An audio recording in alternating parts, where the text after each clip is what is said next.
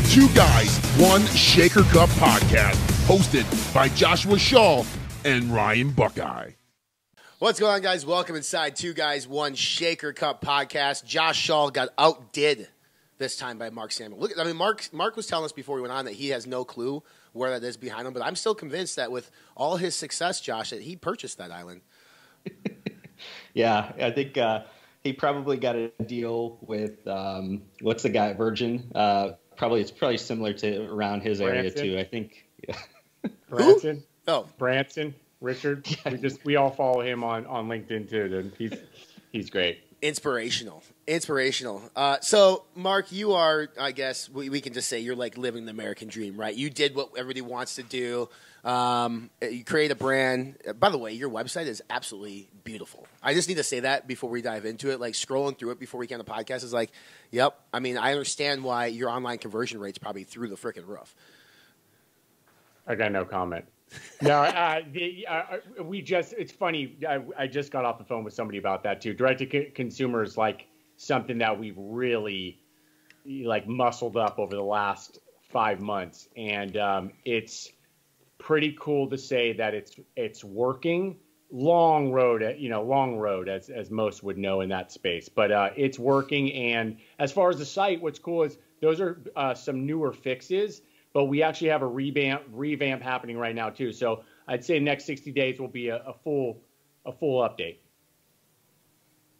And for those that have no idea who Mark Samuel is, which is a travesty if they don't. Shame honestly. On you. I know, shame on them if they don't. I'm going to give kind of Mark the floor to give him a little bit of the bio, but there's going to be a few names, at least from companies that you founded, that people in even the bodybuilding space are going to recognize and maybe even still own one of those products. Mm-hmm. Yeah. Mark Samuel, founder of IWON Organics, winning on nutrition. We're a plant-based snack company. Prior to this, I had founded Fitmark, which is a sport and bag manufacturing company. And prior to that, I had founded Six Pack Fitness, which is most would have a six-pack bag in the meal management space, as we called it back then. So yeah, been around new Josh from those days as well. So that's kind of cool. And still have a lot of that's what I really like and enjoy. Like, I still know a lot of the people from what I'd consider to be more hyper focused on fitness. The trade shows of the Olympias and the Arnolds. Like, I always thought those were so fun, and I got a lot of I still have a lot of friends that are, in that space, and the Cellucors of the world, and, Dan and Ryan from Ghost and all those guys. So it's fun. And it's nice being, the business now, IWON Organics is a little broader, right? It's a better for you snack company. And, I would say health and wellness is definitely a big play for us. That's what our platform is health and wellness. But our consumers, are a little bit, wider. Than maybe one that would be buying a six-pack bag. So it's still all in the same vein, but definitely enjoying it nonetheless. It's something interesting there. You went from, I'm not going to call it bag apparel, but you went from something that I think is probably easily replicable from, say, like an offshore Chinese company that anybody can kind of come into space and do it, to a food snacking company, which is a little bit more difficult to replicate, but with IWON, you kind of hit on some really big trends, and probably at the right time. Like, we know the CAGR on plant-based is like skyrocketing through the roof. You can see what Beyond Meat did in terms of everything there. When I was at Mills, we kept looking at plant-based and pea proteins, like, what can we come out with? Because convenient snacking was also on the rise. So you are doing snacking, you're doing plant-based.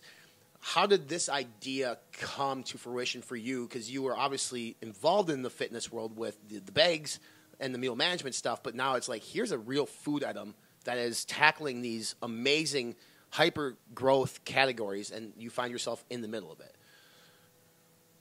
It was actually, like most should start, to fill a void, right? I was looking for a protein snack on the savory side. Bars were really trending like they are now, but even more so back in 15.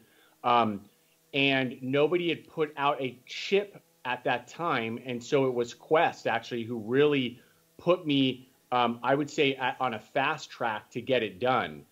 because they had launched right about the time that I was putting the concepts together. And I don't know if you remember, they didn't get a lot of fanfare.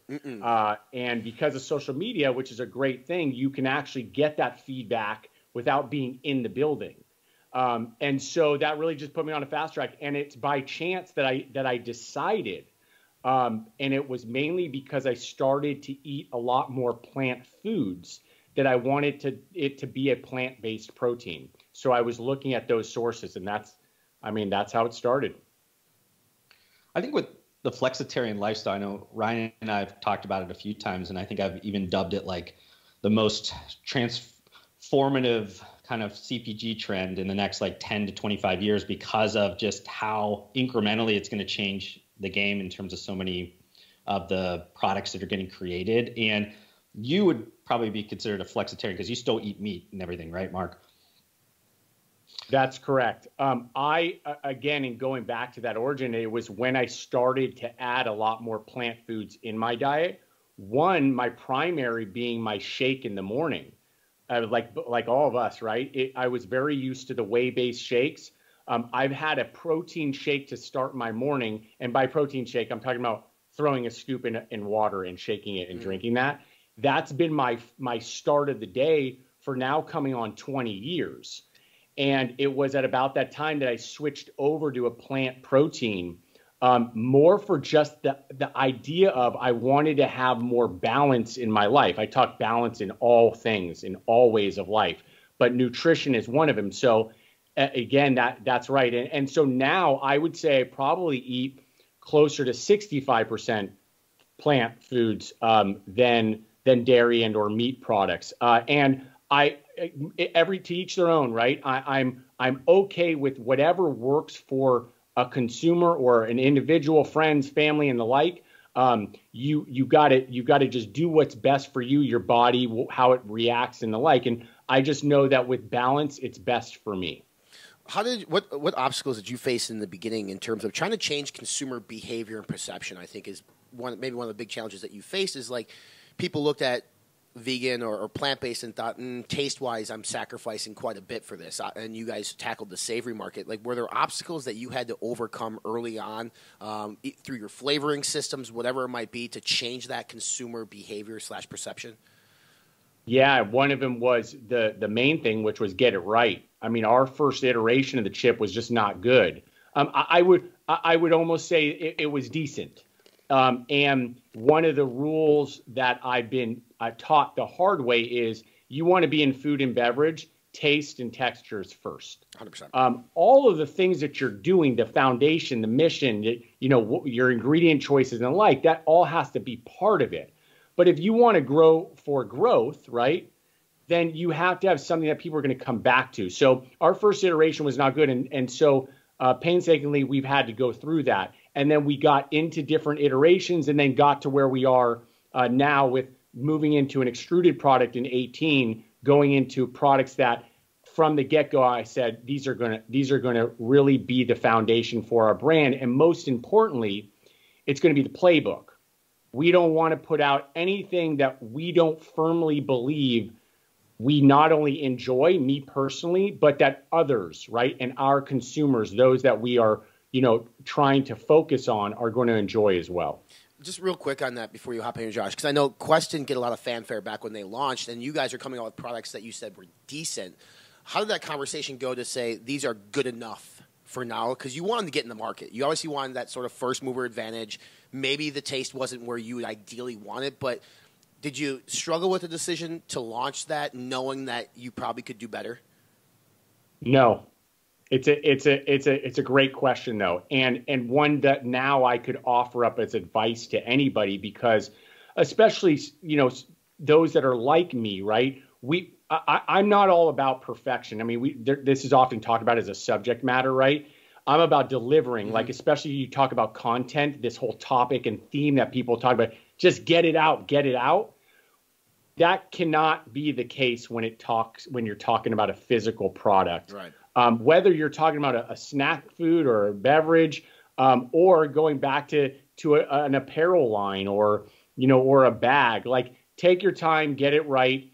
get to near perfection. There really is no such thing as perfection, but get to near perfection where you firmly believe that it's going to be a play and one that's going to have success without any doubts in your mind. I want to circle back around the balance piece. And I know in terms of the way that you live your life, and people have been kind of chirping in your ear, I know, around maybe going down certain like nutrition protocols or changing your IWON brand into like keto or paleo or this or that. I mean, how do you kind of respond to that? I know everybody's like, they mean well, and obviously they're trying to help navigate you or try to, give you some advice, even if you're not asking for it. But, how do you stay true to that brand of balance where that's kind of, in a lot of cases, out of style right now? Unfortunately, it is, you know what I mean? Where I think all of us live a pretty balanced lifestyle. We know that's the most sustainable long-term thing you could do because you have the best chance of sticking with it, but it doesn't necessarily mean it's the most popular thing right now. Yeah. Two of my most recent posts, one this morning I just did a video on, was about advice, about generically you can listen to advice, all advice, it's your mama's coming at you. You got your best friend, you got unsolicited public advice about how you should do this, that, and the other. Always listen. You don't need to act on anything. You don't need to act on any of it if you don't want to, but always keep your ears open, because it doesn't really matter who it's coming from, whether or not they have experience with it or the like. Most importantly, if you're positive and you believe that everybody has good in them, they're just offering you advice, right? So that's item one.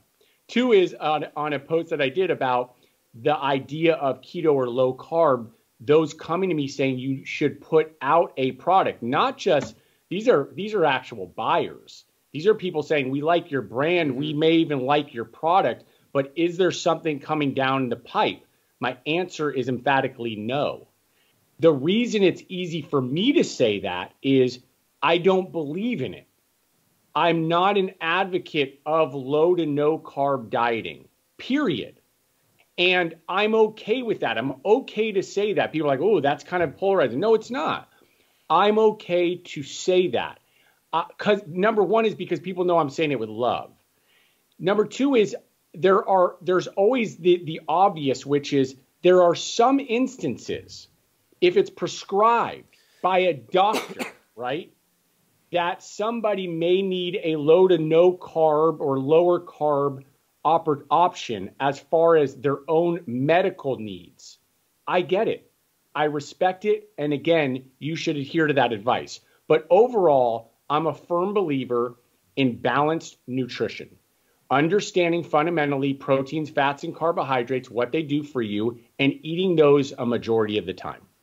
I think that speaks to like this kind of bigger commentary around maybe it's on trend, but it's not on brand. And being that this is your company, that's not on brand. So you don't want to serve the wrong master. The buyer's telling you that because there is a need in the market, but that doesn't mean that you need to fill that need. There's somebody else in this ecosystem of CPG that probably would be better at fitting that need and actually being able to go deep and really provide the customer what exactly they want over you just trying to kind of gloss over something and offer it up because you want to get a little bit extra of some sales numbers by the end of the year. I'm sure that we could even raise easier, right? If I had brought a keto product, because the opportunity is out there. It's not like I couldn't find a co-packer or food scientist to put a product together that and slap our label on it. But that, like you had mentioned, is not me. And I'm very fair and honest to the fact that this brand is me.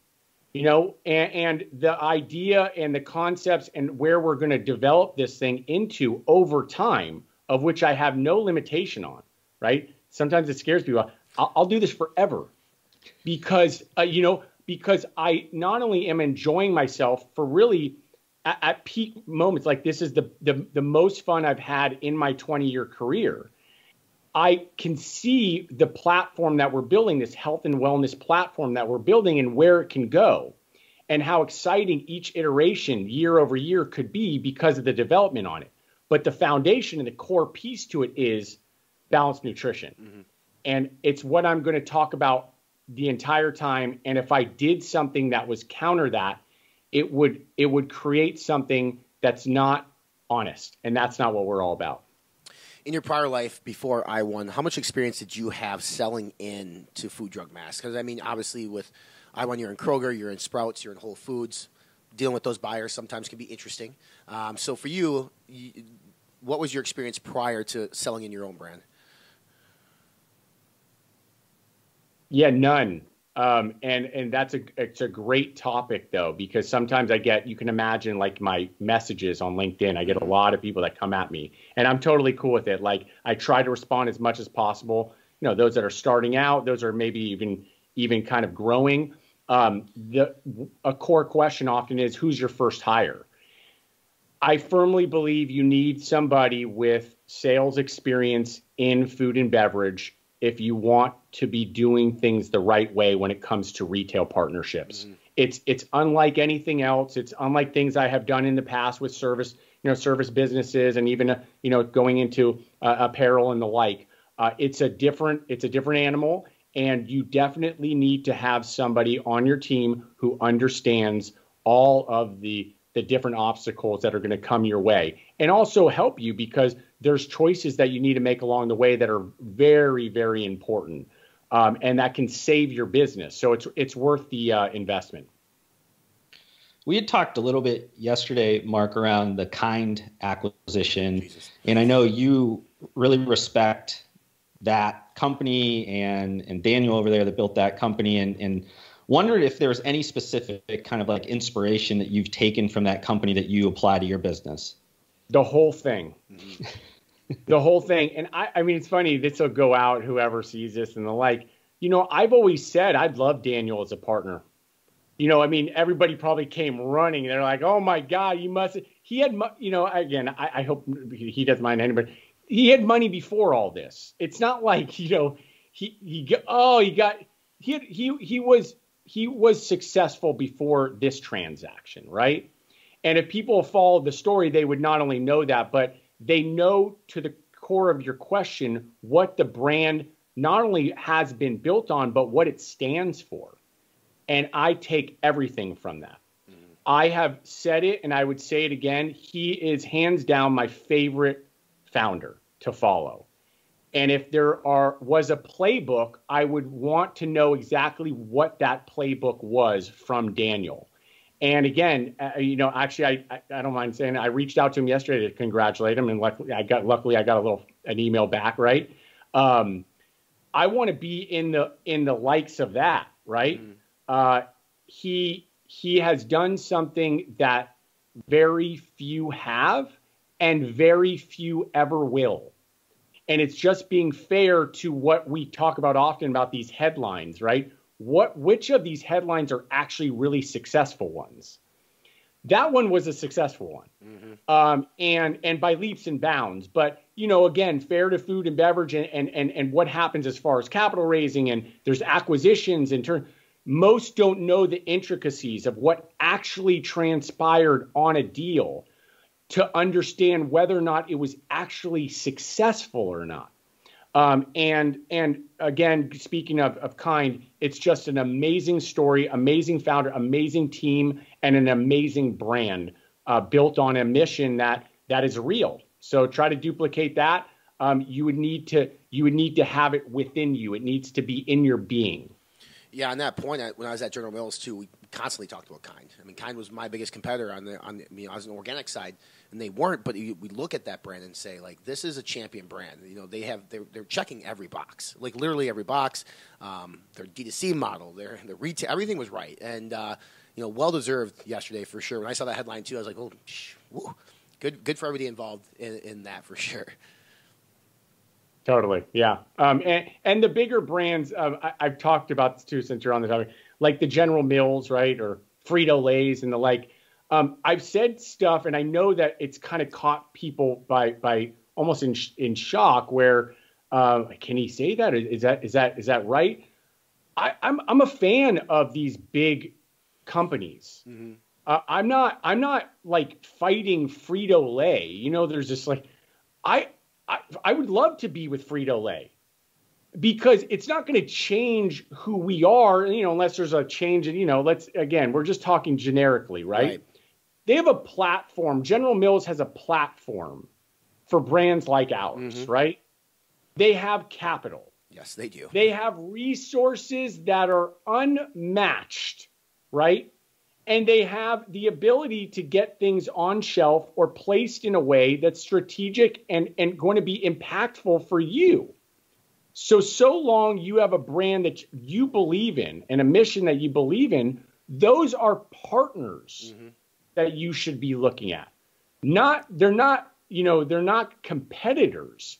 So I'm just talking wholly as far as like General Mills and the like. That's just my take on it. Yeah, I'll touch on that too. Just, for those listening, and Mark's absolutely right. There was an arm of General Mills called 301 Inc., and their sole purpose was to invest in upstart brands like Purely Elizabeth and things that were on the cutting edge. IWON Organics, right? And we invested in a brand called Epic Provisions, which is a meat bar. It was the first meat bar really to be on the market, and they didn't change anything. They let the staff stay in Austin. They kept the founders on, and they are growing massively and did very well. So I think when people look at some of these big brands as maybe the enemy, and to Mark's point, like they can be really good partners. And there's an opportunity there, and I'd love to see you get that opportunity someday with IWON and see where that can go too, because I think you have a product that is very special and unique, even in today's market when people have had years to catch up to you and do things. Like I still revert to your brand and what you're doing.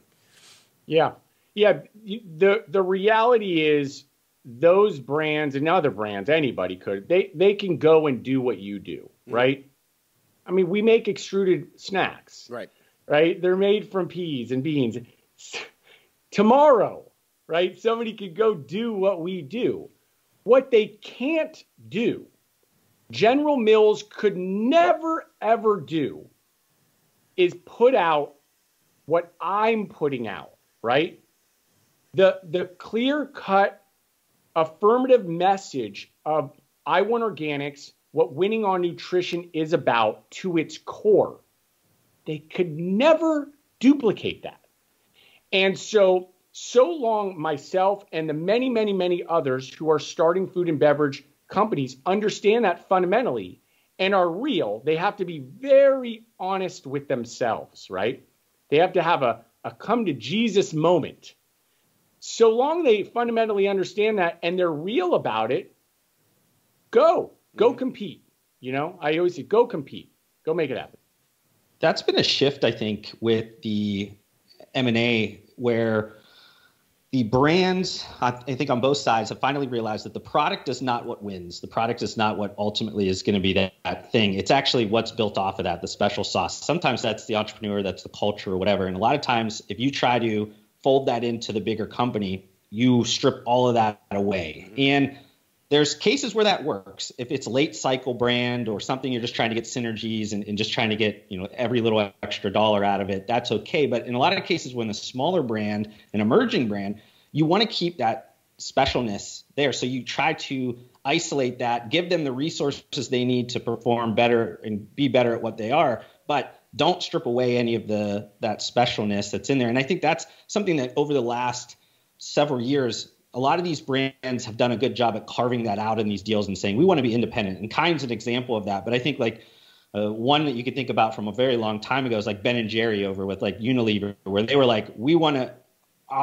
still act the way that we act because that's what makes us special. You can't just fold us into this major company, even though I think Unilever is pretty good in terms of some of their ESG stuff and everything. But I think there's still always going to be some of those decision trees that come up where you're going to erode at what's special about you because you can't win in those arguments when they have more money or they have your kind of face to the fire.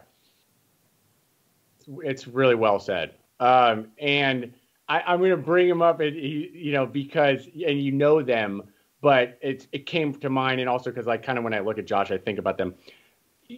Ghost, right? And because I think you guys talk about them a lot. Mm-hmm. I'm not even I don't have any here. He knows me. He owes me some, by the way. When I give this shot out right now, I expect something to come. You can't duplicate that. No. It doesn't matter how much money you have. You cannot duplicate the passion and commitment and awareness of the brand than what Dan and the team are doing. Period.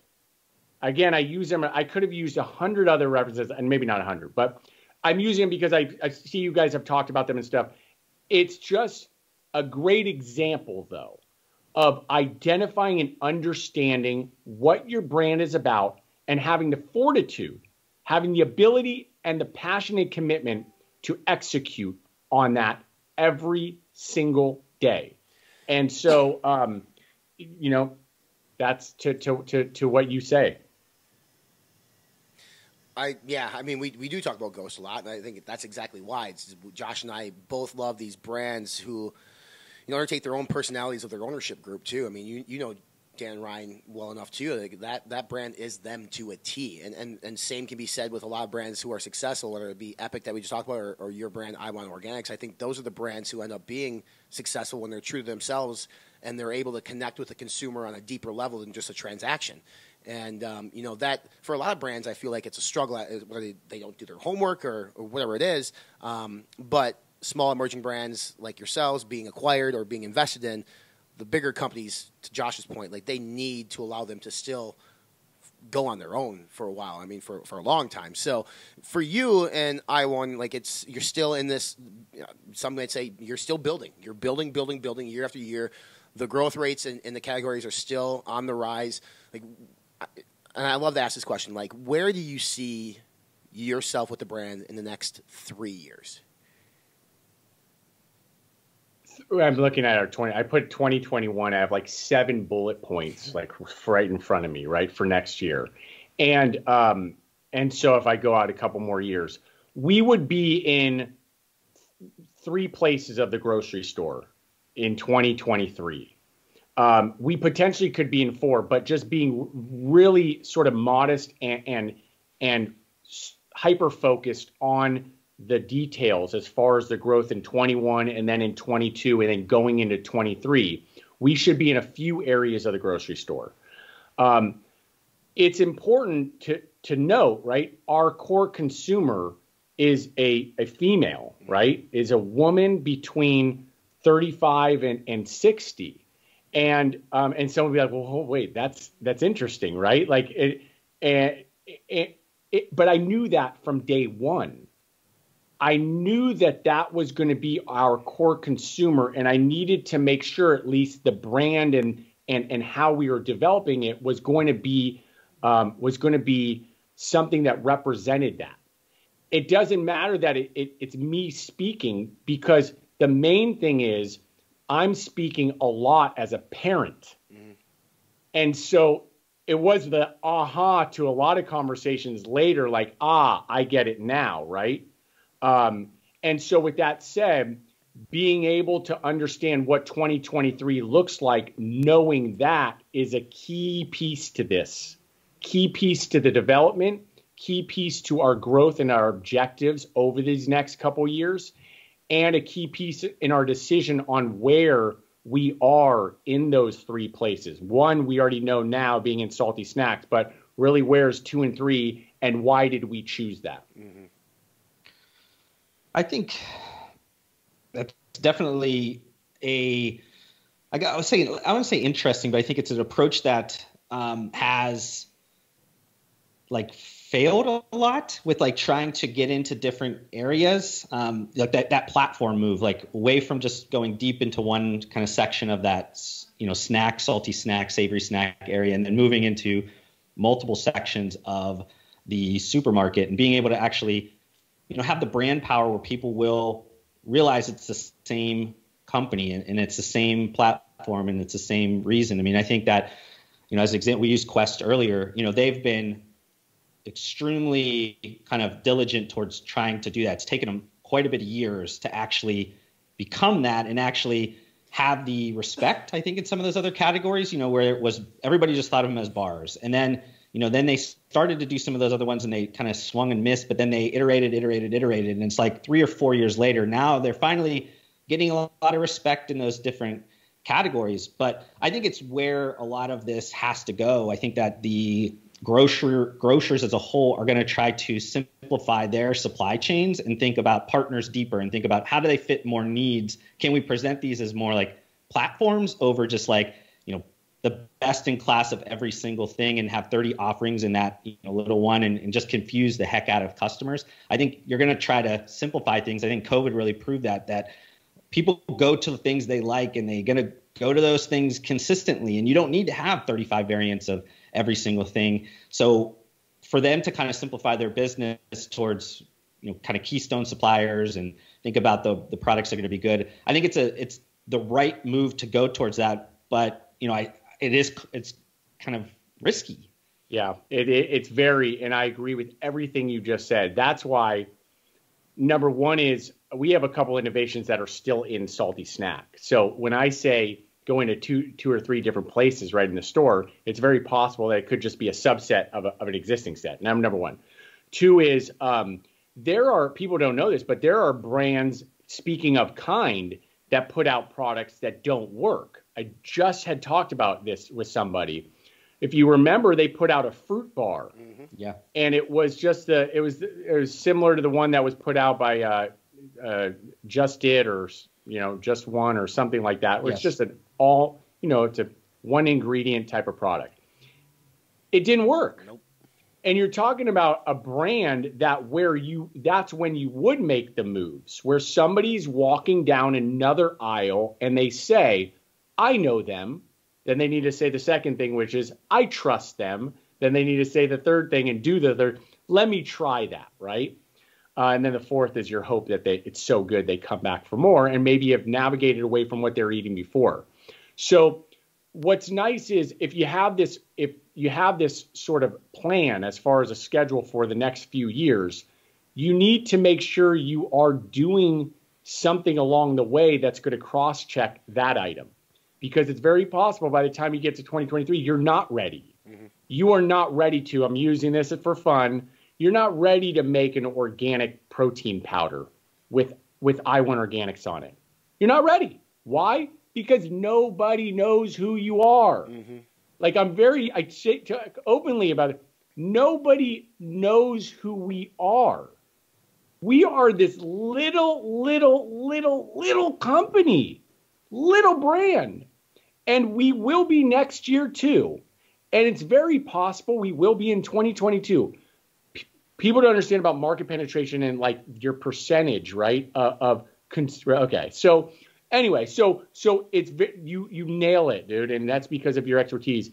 You need to be very, very careful with those decisions as far as product innovation in a different set that you're not currently in or making the headways at. Yeah, and to Mark, what he's kind of talking about is we refer to it as the first and second moment of truth. The first moment of truth being like that's a brand I recognize, like in the term of kind layer bars is I think what you're referring to. I recognize that brand, I trust that brand, but where it failed ultimately was that second moment of truth when they got home and the consumer tried it and realized it's not something they potentially wanted to purchase again. So to be successful in either your initial category or you're trying to go to a different subset, you got to nail both of those. And that first moment of truth is developing a brand, figuring out, making sure people understand who you are to put trust in you to try the product, and then hopefully you nail the second one too. I want to totally change paths here on topics because 2020 has been such a weird year with everything, COVID, politics, etc. Josh and I have this conversation multiple times on the podcast. And you, as a business owner and as a leader behind an authentic brand, it's a brand that you firmly believe in, and obviously you put out content on different channels, be it LinkedIn, YouTube, etc. Do you think brand owners should take a position on political topics or a topic like the Black Lives Matter movement? Because I find it, because Josh and I could talk all day about it, and we know owners who have and we know owners who haven't. But your personal opinion on whether or not you should take a stance if you want to be a truly, fully authentic brand?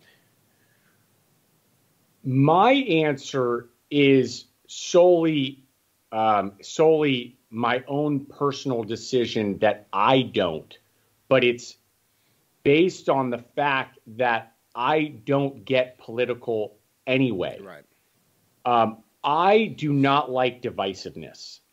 It's literally the one thing that I truly can say I don't like using the word hate or in the like. I just don't like divisiveness. Mm-hmm. So whether you're on this side or this side, the way that you're approaching things is really going to weigh in on how I react to it. Not just the thing you say, but how I react to you. Mm-hmm. And I'm open about that too. I'm all for good rhetoric. If you want to have a conversation and you're respectful of one another and you can listen, I'm all for it. And I probably personally have my own decisions, my own thought process about certain things, whether it's political or these movements. Sure, we all probably do, right? But as far as taking that, if I weren't that way, and as far as taking it and putting out, let's say, content on it, or just making remarks and making commentary on it, I think it's an independent choice.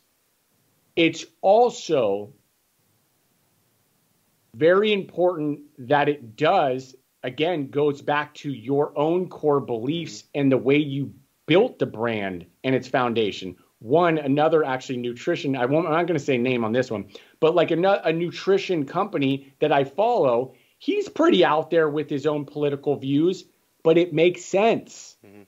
His demographic, the core consumer of the brand, my guess, believes the same things that he does. I will also say he's also not disrespectful about his approach, and I respect the heck out of it. He's out there. He says things. He might go to different, events and the like. I think it's all good. And I believe that it actually probably helps his brand. It's when you go too far and you start polarizing, yourself or people, that you may have an effect that you weren't really prepared for or ready for. That you would be, you need to consider the way that you're communicating. I'm of the belief that if we're talking these kind of new internet kind of emerging brands, and that you're in front of the brand and you're building an authentic brand, odds are if you say something and it should match up with your customers, because you're just being authentic constantly, that should align with who is just organically kind of following you over time. So if you're not a person that speaks up about those things, most of the time people would realize that. If you are and you speak towards one side of the coin or the other, odds are your customer base is pretty aligned with that. What ends up happening, though, is that a lot of these legacy brands or brands that didn't have much of an identity, or the ownership, you didn't really know what they were about, they start to get into the conversation because they feel like they have to, because they feel like, hey, this is what we have to. If not, we're going to get, kind of blasted all over the place. And what they do is they make a decision that is actually against their customers, and it just ruins them. I think if, they paid attention to somebody like Nike, they would know why Nike stands a certain way, because Nike knows who they've been since the start. Plus they know their customer extremely well, and they know what side of the coin they should be on in these conversations. It's not always that, these things are that kind of insane to think people taking a chance or not, because it's true to themselves. But I think the problem comes is that if you're kind of faking it, or you're trying to just be about the money, or just trying to be about, entrepreneurship is cool and I want to do this, and you don't really care, you end up probably making the wrong decision, because you're going to only try to pander towards where you think it should be. And that's not going to match up with what the consumer or your customer is at. And you end up getting in a bunch of trouble. You're seeing that in 2020, brands are just getting crushed left and right because they feel like they are forced to make a call, and then they end up actually making the wrong call because they have no idea who their customer is or who they are as a person in the eyes of the public. Yeah, that's great. It's a great comment, and you nailed it. When you're a Nike or the Under Armour, right? You already have, like you mentioned, you have your customer base. You know who they are. You have so many people in that boardroom prior to a Kaepernick video going out that's been like, we're good. With the side of it, a bunch of smart people sitting there going, by the way, we're going to get trampled on by some people, right? the same people are saying, but it's all good. It's okay, because watch what this thing does. It's when it flies through socially, right? As far as just brand sort of, brand commentary, right? That's all a good thing. Everybody knows that. So I'm with you. And then as far as the smaller emerging brands that have a founder who may be not where I sit, again, I kind of feel I'm lucky and blessed that I have my own thoughts on all of this, which is I stay in the middle because I just don't like divisiveness. It makes it so much easier for me. But I know a lot of these people who aren't, and that must be a really difficult decision. And then, like you said, sometimes they make a call that either wasn't thought through, or they just, they didn't listen to maybe a counterpart of the like, and it kind of hurts them at the end. So it's definitely a tough subject, and it's one that's not going to go away. It's not like none of this is going away, right? This is going to be every year or something that people are going to have to make that decision that you're talking about.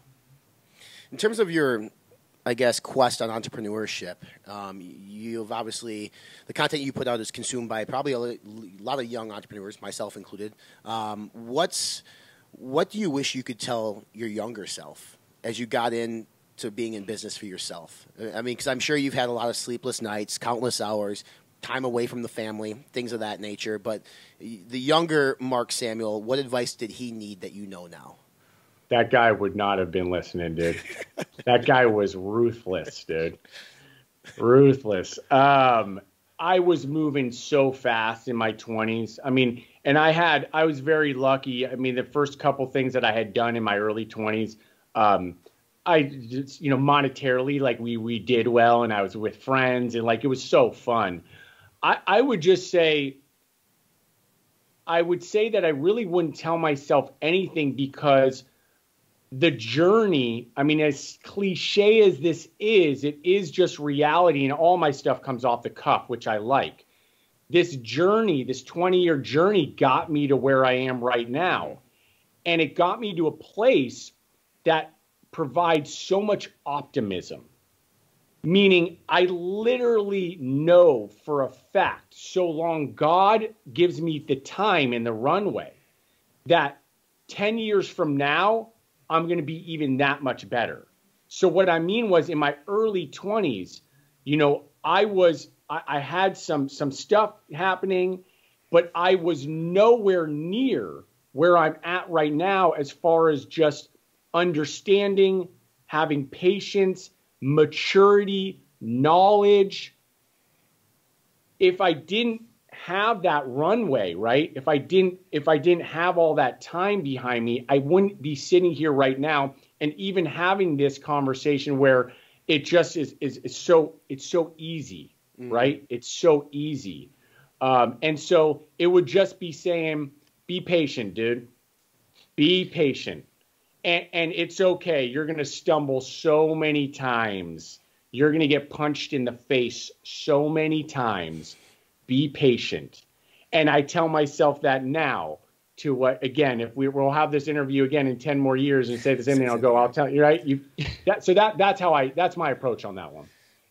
Since we're on the topic of kind of entrepreneurship mindset, kind of two-part question. One is this something that people can learn, or is it kind of in them all the time? And then you made a recent post around fear, which I love, because I think for me, that's always been this kind of thing that's driven me a lot. I've used it as like the counter to a lot of like the positivity that I think about things. I always try to use that fear, because I feel like when you start to get comfortable, that's where it's terrible. You're complacent. You're just not always going to be kind of like reaching for more or trying to come up with creative solutions or whatever. And I think that 2020 has really probably brought out that more than not. People either had that or they didn't. And the people that had the ability to understand how to use fear the right way, they have progressed immensely in this year, probably years and years faster than they could have. And then on the other side, it's like they just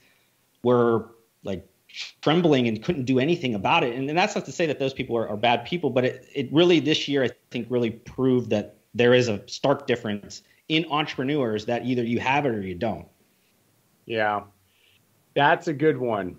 And it will always be a question, right? That people have, or they ask, or they come to you and, hey, do you think I have what it takes? Or I believe that you are cut a certain way.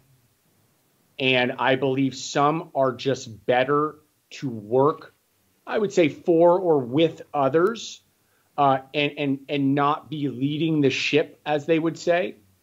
And then there are some who are born to do their own thing. There is an ability to turn off certain things in your mind, in your body, right? Physically, emotionally, that most people just do not have. And I'll premise it by saying, I'm talking for the majority of us who maybe don't have an endless checkbook. Because I like to sort of always separate that, because I talk in transparency. If you're rich, or you come from an opportunity that provides you a checkbook, one that could be endless but is big enough where if you failed, it doesn't matter, I think we need to separate that. We do. Because it provides you a different fallback than the majority. So now let's talk about the majority. I believe you have to be cut in a certain way that allows you to, again, I said it, turn things off. When you're scared, when you're going to bed and you're fearful, when there's an immense amount of anxiety that hangs over you, when you not only go to sleep like that, but you wake up to it. That is some hard stuff. And there's that small percentage that can deal with that and turn it into what I talked about, the post, turn it into energy, fuel, eagerness, confidence. You have something that most don't have. And so those are the ones that should take it upon themselves. Again, you kind of don't know until you do it, but to just go, try it, fail. And then the ones on the back of that failed and will do it again and figure out how to, right? How can I try this one more time? Those are the ones that are really dangerous, right? Those are the ones that are really dangerous. And then you go a step further. I mean, you know how many times I've failed? Oh my God, dude. It's amazing. The ones that continue to, but still have the passion and commitment and ability to get through that fear, those are the ones that somehow make it. And so it separates from the rest who I believe are a lot more comfortable and okay with working for others. And I love those people the exact same. Yeah. Self-awareness. I think that's great. I didn't see your post, and with you elaborating on that, I'm thinking about, like, last night I went to bed with stress cloud over my head. I woke up this morning the same exact way, but to your point, using that as fuel and trying to accomplish more that next day. And I look at my daughter, and it's like, this is why I do it. You know, I do it for her. I do it for my fiance, and I know you as well. Like, how has family changed you in terms of the way you approach? Because I know in your 20s you were running free. You were with your friends. We all have done it. It's been great. It's fun. But another thing is, like, family changes you. It really does, and it changes you not only from a personal standpoint, but for how you sometimes approach your business. So for you, talk about family and talk about how that changed the way you did business.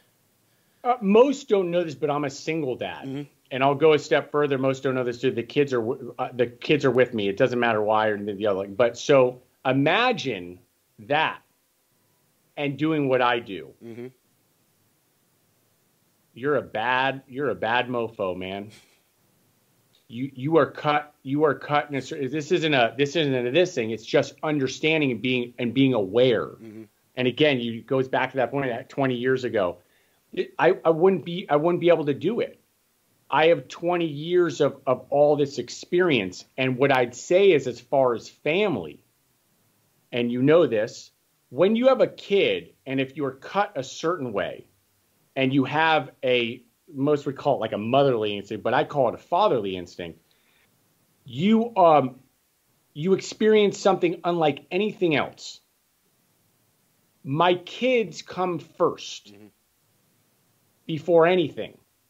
And because I can say that affirmably, like, it puts everything else into perspective. And if anything, it allows me to be better at all the other things I do.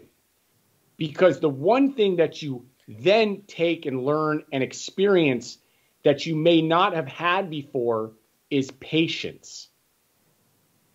And if you take the patience that you learn from being a parent and apply them to work, I'm going to use it since that's what we're talking about here, to your business, you are light speeds ahead of a majority of others, especially, again, if you apply them. Because I didn't have that prior to having kids. My patience was very thin, and I would move and, but once you have that and you apply it, speaking of what does family mean, you become so much better at all the other things that you're doing. And so that's my take on that one. Josh, just think of it this way. When you have your first child, you're going to be able to charge 3x an hour than what you're doing now, because you're going to be better. And you're already super, affordable, but it'll be great for your business. When you guys were talking about that, I was thinking, man, I feel a little bit left out since I don't have one. But damn, you guys better watch out when I get one, because shit, I'm going to be out of control. It's like people are going to be like, wow, I thought he was sharp now. It's like, you're going to be able to, I'll cut it through anything with my razor sharpness then. I look forward to you having a kid, Josh. I say this to guys, right? To men.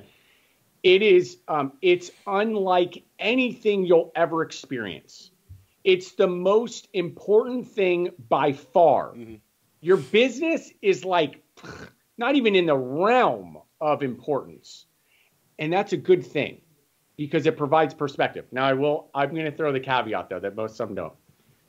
But parenting is not easy, man. It is not easy. And I don't care. And it sucks sometimes.